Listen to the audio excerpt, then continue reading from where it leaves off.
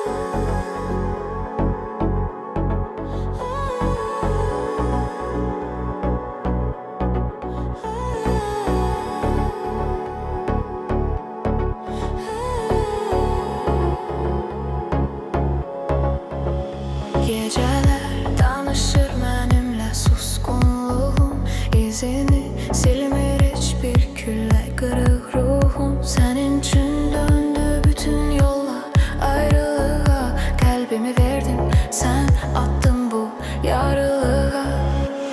Ben sustum, sen dinlemedin. Kalbime yine kıymadın.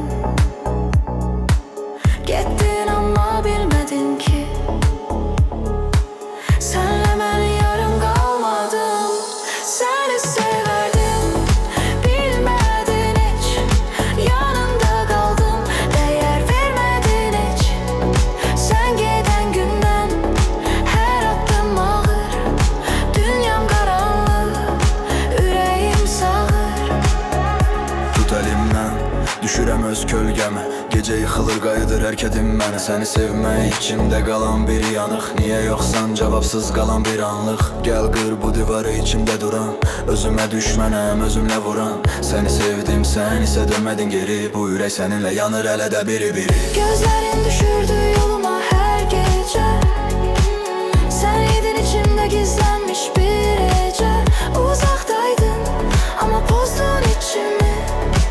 Sevdiğim insan yitirdi öz içini.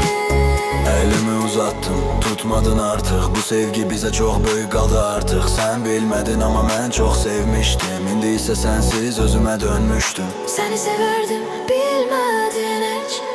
Sözlerin kaldı içimde oh kimi geç.